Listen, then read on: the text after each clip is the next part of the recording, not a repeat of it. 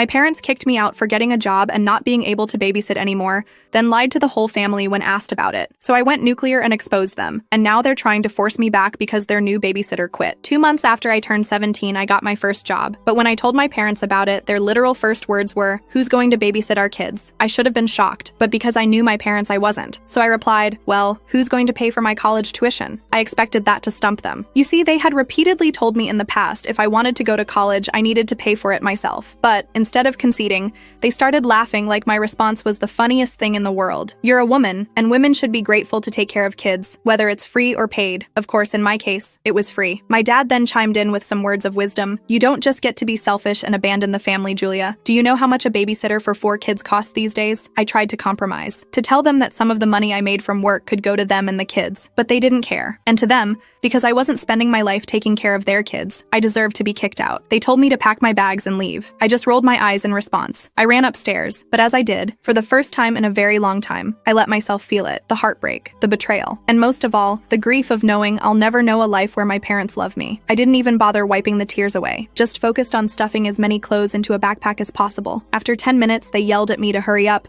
and that's when we left for my cousins. On the way there, my parents kept trying to change my mind. My dad reminded me of how much my siblings loved me, or more specifically, how no one else could get them to stop crying like I can. Their manipulation wasn't even that good, but for some reason, I still felt bad. I started questioning if I really was selfish. My mom even started crying, not because she'd miss me, but because now they had to pay for a babysitter. So when we arrived at my cousin Megan's and they just drove off without saying goodbye, I felt even more guilt, especially when she opened the door, because her face immediately lit up with joy, and she gave me the first genuine smile I'd seen in a long time. Kindness felt so unfamiliar to me that as soon as we got inside, I immediately broke down in tears. Her face fell and she tried to console me. "Well, kinda. My love, why don't you just help your parents out a little?" Help? I've cut off friends, let my grades drop, sacrificed everything to constantly take care of their kids. I didn't mean to shout, but I couldn't help the anger inside me. I turned to face her with disgust at her suggestion, but that's when I saw a look of genuine shock on her face. "Your parents told me you were acting entitled and just didn't want to help out when you had nothing to do all day." I immediately started crying again, but this time it was in her arms. I told her the whole truth, why I ended up at her place, all while she held me and told me I would be safe under her roof. Surprisingly, she seemed anything but angry, but I would soon find out she was more than just angry. I ended up crying myself to sleep that afternoon. I didn't wake up until a few hours later when I heard Megan yelling. It was in the room next door. When I heard the anger in her voice, I sat up immediately. She was usually a very shy, timid person, so hearing her like this was super unusual. It was obvious that she was talking to my parents. I couldn't make out what she was saying,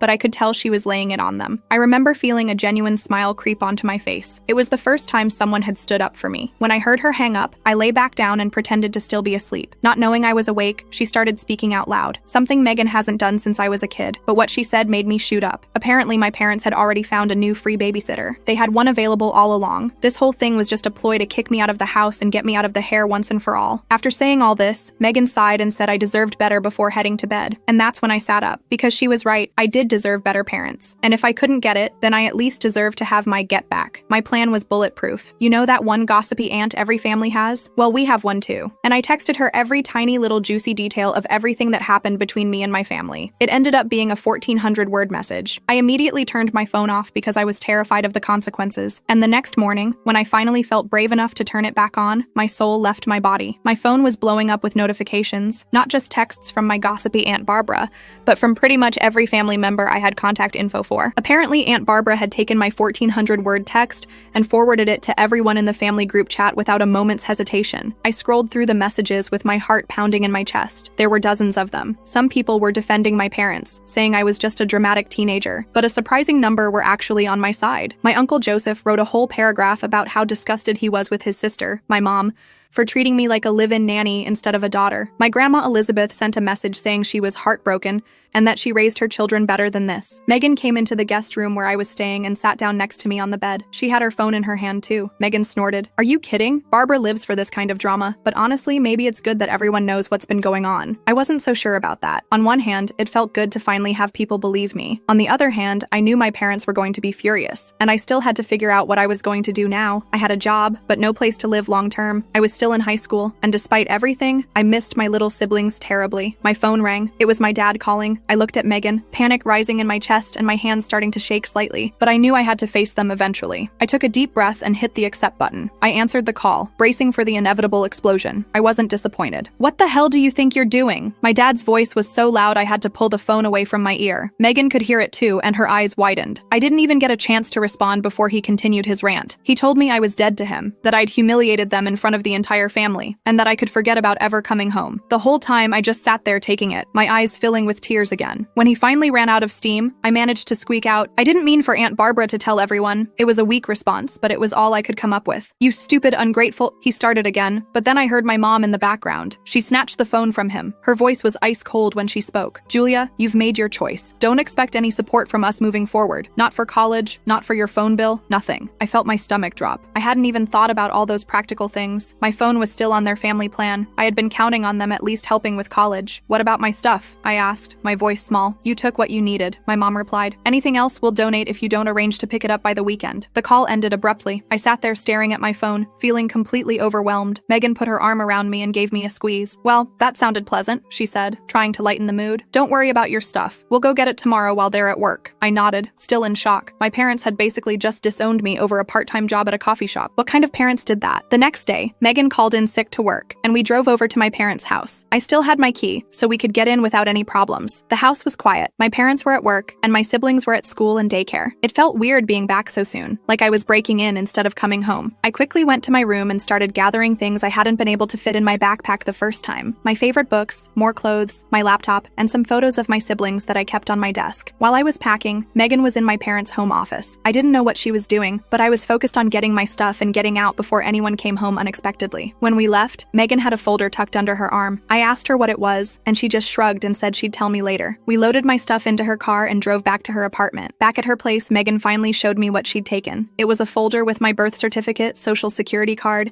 and some other important documents. She had also grabbed my parents' spare credit card that they kept for emergencies. "You're going to need these," she explained, "and they owe you for all the free babysitting." I was shocked. "We can't use their credit card. That's stealing." Megan rolled her eyes. "Relax. We're not going on a shopping spree, but you need clothes for work, a new phone plan, and some basic necessities. They owe you at least that much." I wasn't comfortable with it, but I also didn't see many options. I had $50 to my name and wouldn't get my first paycheck for 2 weeks, so I reluctantly agreed to use the card, but only for things I absolutely needed. We went to the mall that afternoon. I got a few black t-shirts and pants for my coffee shop job, a cheap prepaid phone, and some toiletries. All in all, we spent about $200 on the card. Still, I felt guilty about it, even though Megan assured me it was nothing compared to what a real babysitter would have cost them over the years. The next day was my first shift at the coffee shop. I was nervous but excited to start earning my own money. The shop was called The Daily Grind. Super original, I know. The manager, Jamie, was pretty cool and patient with my training. I messed up a few orders and struggled with the espresso machine, but overall it wasn't too bad. When I got back to Megan's after my shift,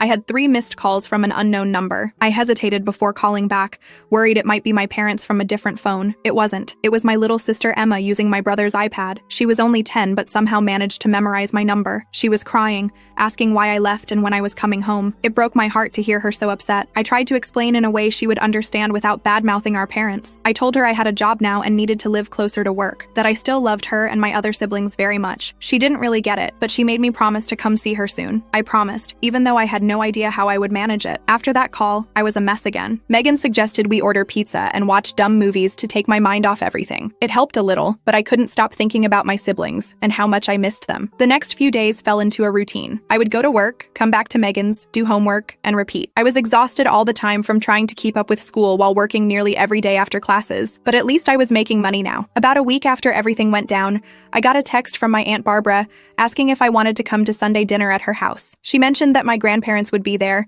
along with some other relatives who wanted to see me. I was hesitant. Was this some kind of trap? But Megan thought it would be good for me to see family who were supportive. So that Sunday, Megan drove me to Aunt Barbara's house. As soon as we walked in, my grandmother rushed over and pulled me into a tight hug. She was crying, which made me start crying too. I hadn't realized how much I needed a grandmother hug until that moment. The dinner was actually nice. No one pressured me to talk about my parents, but they made it clear they were there for me. My grandfather even slipped me an envelope before we left. When I opened it in the car, I found 5 crisp $100 $500 bills inside. I tried to call him to say it was too much, but he wouldn't take it back. He said it was to help me get on my feet. That money was a huge relief. I immediately used some of it to get off my parents' phone plan and onto my own. I also opened a bank account without my parents' names on it, something Megan had suggested. Things were looking up, until they suddenly weren't. 2 weeks after I moved in with Megan, I came home from school to find her sitting at the kitchen table with a serious look on her face. "We need to talk," she said, gesturing for me to sit down. My heart sank. Was she kicking me out too? Where would I go? "Your mom called me today," Megan continued. "They've noticed the charges on their emergency credit card." I felt sick. I should have known they would check the statements or get a purchase alert. What appeared to be a spare card was actually one they monitored regularly. "What did she say?" I asked. "She accused us of theft and threatened to call the police if we don't return the card and pay back every cent," Megan replied with a grimace. "But here's the kicker.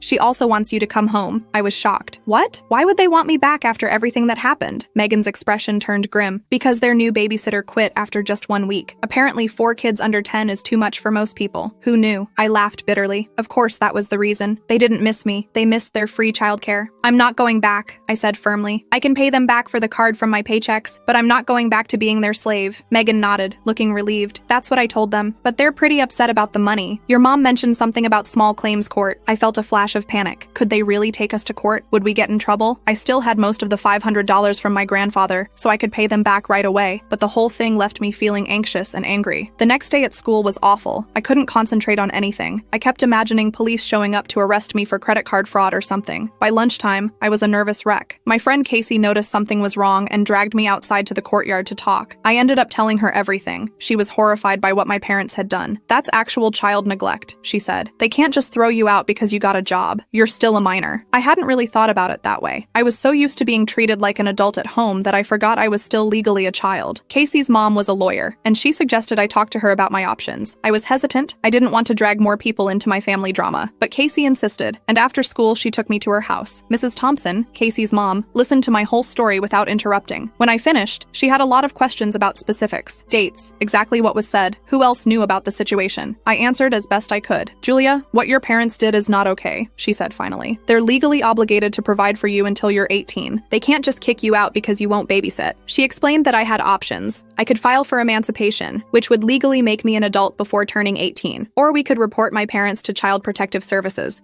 which might force them to take me back or place me in foster care. Neither option sounded great. Emancipation would mean taking on full adult responsibilities when I was already struggling to balance school and work. And CPS might take my siblings away too, which I definitely didn't want. Mrs. Thompson must have seen my hesitation. She suggested a third option, having another relative petition for temporary guardianship. That way, I could legally stay with someone like Megan or my grandparents without my parents getting in trouble. I thanked her for the advice and promised to think about it. On the way back to Megan's, I got a text from a number I didn't recognize. It was my little brother Alex, using my dad's old phone. He said my parents were fighting all the time now, and the house was a mess without me there. My heart ached reading his messages. I missed him and my other siblings so much. When I got back to Megan's, I had a surprise waiting for me. My grandparents were there, sitting in the living room with serious expressions. For a second, I thought something terrible had happened. "Don't look so worried," my grandmother said, patting the couch next to her. "We just want to talk about what happens next." They had heard about the credit card situation from my mom, but unlike my parents, they weren't angry. They were concerned. They thought I shouldn't be working so much while trying to finish high school. They wanted me to focus on my education. My grandfather cleared his throat. "We have a proposal for you. We'd like you to come live with us until you graduate. We have plenty of room, and you won't have to work so many hours to support yourself." I was stunned. My grandparents lived in a nice house about 30 minutes from my school. Moving in with them would solve so many problems, but I was worried about imposing on them. They were in their 70s and probably didn't want a teenager disrupting their retirement. "We've already discussed it with your parents," my grandmother added, seeing my hesitation. "They've agreed, as long as you visit them and the kids every weekend." Of course they had a condition. They still wanted access to my free babysitting services, but 1 day a week was a lot better than every day. And living with my grandparents would be a huge improvement over couch surfing at Megan's,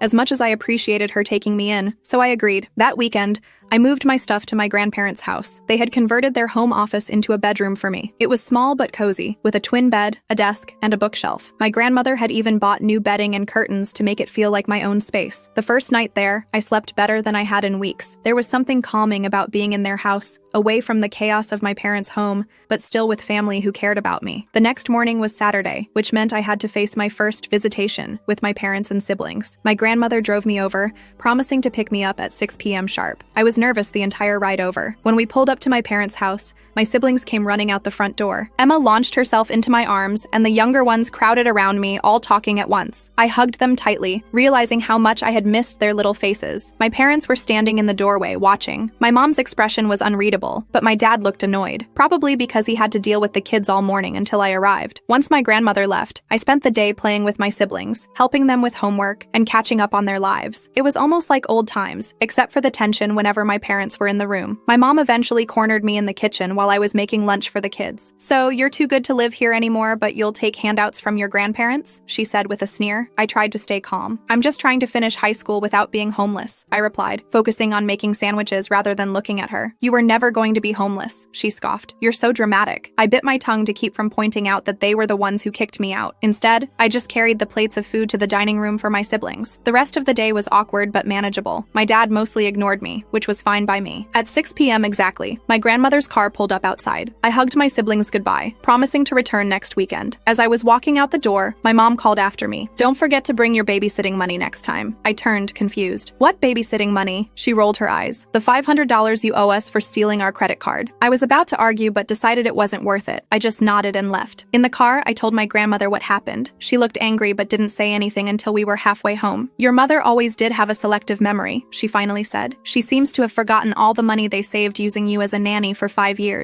I was surprised. My grandmother had never criticized my parents in front of me before. It felt good to have someone else see the unfairness of the situation. Life at my grandparents' house quickly fell into a new routine. I went to school, worked fewer shifts at the coffee shop, and spent more time on homework. My grades started improving almost immediately. On weekends, I visited my siblings as agreed, though I dreaded the interactions with my parents. The credit card issue was resolved when my grandfather insisted on paying it off himself, saying it was worth every penny to get me out of that toxic environment. I promised to pay him back, but he waved away my concerns. A month after moving in with my grandparents, I got some unexpected news at school. My English teacher, Mrs. Rodriguez, asked me to stay after class. She showed me an essay I'd written about family dynamics and told me it was one of the best pieces she'd read from a student. "Have you thought about applying for college scholarships?" she asked. "With your writing skills and grades, you could qualify for some good ones." I admitted I hadn't really been thinking about college lately, given everything going on in my personal life. Mrs. Rodriguez gave me information about several scholarship opportunities specifically for students who had overcome adversity. She even offered to help with my applications. For the first time in months, I felt hopeful about my future. I started researching colleges and scholarships with renewed enthusiasm. My grandparents were supportive, helping me navigate the applications and even taking me on campus tours to a few nearby universities. My parents, however, were less than thrilled when they found out. During one of my weekend visits, my dad saw me working on a scholarship essay on my laptop. "College?" he scoffed. "What a waste of money. You should be saving up to get your own place instead of mooching off your grandparents." I ignored him and kept typing. This just made him angrier. "You know we're not paying for any of it, right?" he said. "Not a single penny." I looked up at him calmly. "I know. I'm applying for scholarships and financial aid." He seemed disappointed that his statement hadn't upset me more. He walked away muttering something about ungrateful kids thinking they're too good for honest work. The scholarship applications took up most of my free time for weeks. Mrs. Rodriguez reviewed my essays, and my grandparents helped me gather all the required documents. By the spring, I had submitted applications to 6 different colleges and over a dozen scholarship programs. The first acceptance letter came on a Tuesday in April. I got into State University with a partial scholarship. I was thrilled, but it still wasn't enough to cover all the costs. I kept hoping for better news from the other schools. That same week, something unexpected happened during my weekend visit to my parents' house. My mom actually asked me how the college applications were going. It was the first time she'd shown any interest in my future plans. I told her about the acceptance from State, trying not to sound too excited since I knew she didn't approve. To my surprise, she didn't make any snide comments. Instead, she nodded and said, "Your Aunt Barbara went there. She liked it." It wasn't much, but it was the closest thing to support I'd gotten from either of my parents in months. I decided to take it as a positive sign. The next big news came 2 weeks later. I received an email notification that changed everything. One of the National Merit Scholarships I'd applied for had selected me as a finalist. If I won, it would cover full tuition at any public university in the state for 4 years. I was ecstatic. My grandparents took me out to dinner to celebrate making it to the finals. Even Megan drove over to join us. The finalist interview was scheduled for the following week. I spent days preparing for that interview. My grandmother helped me pick out a professional outfit, a navy blue blazer and skirt that made me look older than 17. My grandfather drilled me with practice questions until I could answer confidently about my goals and aspirations. The day of the interview, I was a nervous wreck. The scholarship committee consisted of 5 people, all with impressive academic credentials. They asked about my essay, my experiences, and my plans for the future. I talked about wanting to become a child psychologist, inspired partly by my own experiences with family dynamics. I left the interview feeling like I'd done my best, but I had no idea if it was good enough. The results wouldn't be announced for another 2 weeks. Those 2 weeks were the longest of my life. I checked my email obsessively, jumping every time my phone made a notification sound. My grandparents kept telling me to relax, that whatever happened, we would figure something out. But I knew how much that scholarship would change my life. Meanwhile, things with my parents remained complicated. During my weekend visits, I noticed my mom was making more of an effort to be civil, even asking about school occasionally. My dad was still distant, but at least he wasn't actively antagonistic anymore. My siblings, of course, were always happy to see me. Emma had started calling me every few days just to chat, which I loved. The younger ones would fight over who got to sit next to me or show me their drawings first when I visited. Those moments made the awkwardness with my parents worth it. Finally, on a rainy Tuesday afternoon, the email arrived. I was at my grandparents' house doing homework at the kitchen table when my phone pinged with a notification. The subject line read, National Merit Scholarship Decision. My hands were shaking so badly I could barely open the email. My grandmother noticed and came to stand behind me, placing a steadying hand on my shoulder. I took a deep breath and tapped the notification. The email loaded, and I quickly scanned the first paragraph, my heart racing. Congratulations. I didn't even need to read the rest. I had won. Full tuition for 4 years at any public university in the state. I burst into tears, a mix of relief and joy washing over me. My grandmother hugged me tightly, also crying. My grandfather came in from the garage to see what all the commotion was about, and soon he was celebrating too. That evening, we had an impromptu party. Megan came over with a cake, and Casey stopped by with balloons. Even Mrs. Rodriguez made an appearance with a gift, a beautiful leather-bound journal for my college years. In all the excitement, I almost forgot to tell my parents. I called them that night, nervous about their reaction but wanting to share my news. My mom answered the phone. I told her about the scholarship, trying to keep my voice neutral despite my excitement. There was a pause on the other end of the line. Well, she finally said, I guess all that studying paid off. It wasn't exactly enthusiastic, but it wasn't negative either. I decided to take it as a win. Does this mean you're definitely moving away for college? She asked next. I explained that I was still deciding between schools, but yes, I would likely be living on campus somewhere. There was another pause. The kids will miss you, she said. And then, so quietly, I almost didn't hear it. We all will. It was the closest thing to an admission that they cared about me that I'd heard in years. I didn't know how to respond, so I just thanked her and said I'd see them on the weekend as usual. After that call, I sat on my bed for a long time, thinking about how much had changed in just a few months. I'd gone from being my parents' live-in nanny to living with my grandparents and winning a full scholarship to college. It wasn't the path I had expected my life to take, but maybe it was the one I needed. The next day at school, I found myself smiling for no reason throughout the day. The future that had seemed so bleak just months ago now looked bright and full of possibilities. I had people who believed in me and supported my dreams, and I was starting to realize that maybe, just maybe, I deserved that support all along. As April turned to May, things kept looking up. I spent most of my time at my grandparents' place, which honestly felt more like home than my parents' house ever did. I still went over every weekend to see my siblings, but those visits got less awkward as time passed. My mom actually started making small talk with me, and my dad at least stopped glaring at me from across the room. One Saturday in mid-May, something weird happened. I was playing with my youngest brother in the living room when my mom came in and just stood there watching us. After a few minutes, she cleared her throat. Julia, can we talk in the kitchen for a minute? My stomach immediately knotted up. Every time my parents wanted to talk, it ended with me feeling like crap. But I nodded and followed her. In the kitchen, she busied herself making coffee, not looking at me. I just stood there awkwardly, waiting for whatever bomb she was about to drop. Your father and I have been talking, she finally said, about your graduation next month. Oh right, graduation. With everything else going on, I'd barely thought about it. But now that she mentioned it, I realized I had no idea who would come to the ceremony. Would my parents even show up? Would it be super awkward having them and my grandparents in the same place? We want to host a small party for you, she continued, here at the house. After the ceremony, I must have looked completely shocked because she actually laughed a little. Don't look so surprised. You're still our daughter. I didn't know what to say. For months, they'd treated me like I was nothing but free labor, and now they wanted to throw me a graduation party? It didn't make sense. Why? I blurted out before I could stop myself. My mom's face fell a little. She put down her coffee cup and finally looked directly at me. Because we're proud of you, she said quietly. The scholarship, college. You've done well, Julia. I just stared at her. Who was this woman and what had she done with my mother? I wanted to ask if she was feeling okay, or if she'd been abducted by aliens. Before I could respond, My dad walked in. He nodded at me awkwardly, then grabbed a beer from the fridge. Your mom tell you about the party? He asked. I nodded, still too confused to form words. Good, he said. We were thinking just family. Your grandparents? Megan? A few aunts and uncles? They were including my grandparents? And Megan? The people who had basically rescued me from them? This was getting weirder by the minute.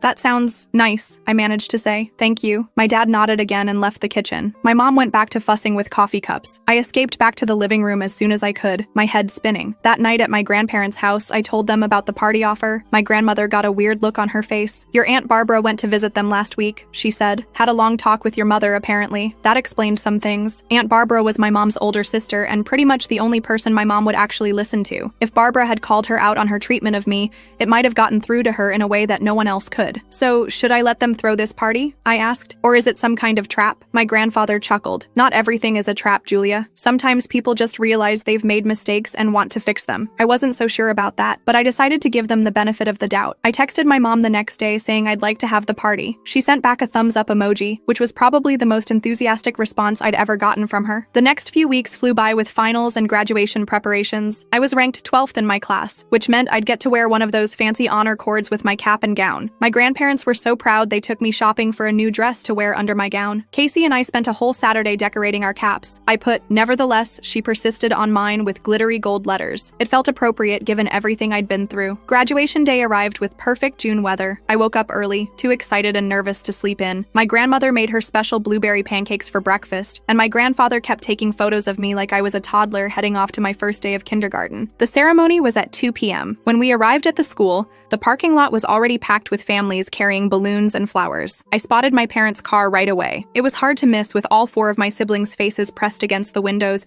waving frantically at me. I waved back, feeling a weird mix of emotions. Part of me was still angry about everything they'd done, but another part was just glad they'd shown up. I had to go line up with the other graduates while my family found seats in the auditorium. Casey found me in line and we took selfies with our decorated caps. The whole thing felt surreal, like I was watching myself in a movie about high school graduation rather than actually experiencing it. The ceremony itself was pretty standard. Boring speeches from the principal and valedictorian, the band playing Pomp and Circumstance on an endless loop as we walked across the stage. When they called my name, I heard cheering from multiple sections of the audience. My siblings were the loudest, of course, but I could also pick out Megan's voice and my grandfather's distinctive whistle. Afterward, in the chaos of families finding their graduates, I got caught in a whirlwind of hugs and photos. Emma wouldn't let go of my waist, and my littlest brother kept trying to steal my cap. My parents actually looked proud, my dad patting me on the back and my mom fussing with my hair for pictures. As we were walking to the parking lot, Casey ran up to give me one last hug. "Coming to Tyler's party tonight?" she asked. I shook my head. "Family thing," I said, nodding toward my parents. "Maybe I can stop by later?" She shrugged. "Text me if you escape," she said with a wink before running off to join her own family. We all caravanned back to my parents' house, my parents' car full of my siblings, my grandparents in their car, and me riding with Megan. As we drove, Megan kept glancing at me. "You okay?" she finally asked. I nodded. "Just weird, you know? A few months ago they kicked me out,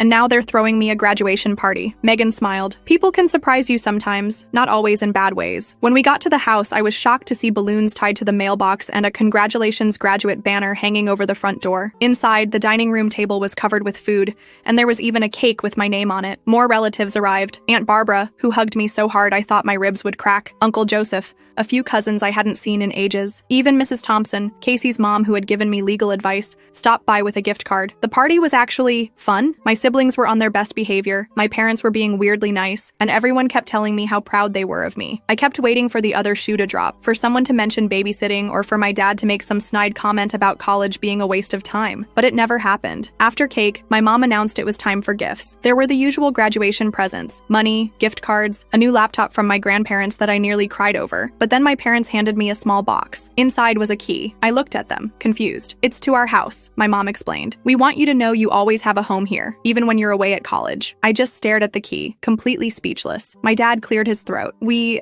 didn't handle things well," he said awkwardly. "When you got that job, we were wrong to kick you out. Was this really happening? Was my dad actually admitting they were wrong?" I looked around to see if anyone else was as shocked as I was, but everyone was just smiling like this was totally normal. "Your Aunt Barbara reminded us that parents are supposed to support their children, not the other way around," my mom added. "We took advantage of you, Julia, and we're sorry." I couldn't believe what I was hearing. An actual apology from my parents. I half expected the ceiling to cave in or for aliens to suddenly invade. We're also sorry about the babysitting, my dad said. We've hired a real babysitter now, for when you're not here. I looked at my grandparents, who were beaming with pride. My grandmother gave me an encouraging nod. Thank you, I finally managed to say. That means a lot. The rest of the party passed in a blur. By the time everyone left, it was almost 9 p.m. I texted Casey that I wouldn't make it to Tyler's party after all. I was too emotionally drained to handle a high school rager. My grandparents were the last to leave. As they were heading out, my grandmother pulled me aside. Your parents called us last week, she said quietly. They wanted to know if we'd help them with your college expenses, whatever the scholarship doesn't cover. I was stunned all over again. They did? She nodded. People can change, Julia. Sometimes they just need a wake-up call. After everyone left, I found myself alone in the kitchen with my parents. There was an awkward silence as we all avoided eye contact. So, my mom finally said, "You're all set for State University in August?" I nodded. Yeah, orientation is in July. I got assigned to Thompson Hall. That's on the north side of campus, right? My dad asked. Near the library? I was surprised he knew that. Yeah, it is. How did you know? He shrugged. I looked it up. Wanted to know where you'd be living. We fell into another silence, but it felt less awkward this time. More like we were all just adjusting to this new normal. You know, my mom said hesitantly, if you wanted to move back home for the summer, there's room. I thought about it for a moment. Part of me wanted to say no immediately, but another part recognized that they were trying, in their own awkward way, to make amends. I'll think about it, I said. I promised Grandma I'd help her with her garden this summer, but maybe I could split my time. They both nodded, seeming satisfied with that answer. My dad checked his watch. It's getting late. Do you want us to drive you back to your grandparents? I shook my head. Megan's coming back to get me in a few minutes. As if on cue, my phone buzzed with a text from Megan saying she was on her way. I started gathering my graduation gifts. Leave some of it here if you want, my mom suggested, for when you visit. When Megan's car pulled up outside, my parents walked me to the door. My mom surprised me with a hug, and my dad awkwardly patted my shoulder. Congratulations again, my mom said. We really are proud of you. As Megan drove me back to my grandparents' house, I thought about how much had changed in just a few months. I'd gone from being a free nanny who wasn't allowed to have a job to a soon-to-be college student with a full scholarship. I'd found out who really had my back when things got tough, and I'd learned that I was stronger than I ever knew. But most surprisingly, I'd learned that sometimes people can actually change. My parents weren't perfect, not even close, but they were trying. And for now, that was enough. I looked down at the house key in my hand. Maybe I would spend some time at home this summer after all. Not because I had to, but because I wanted to, on my own terms. And that made all the difference.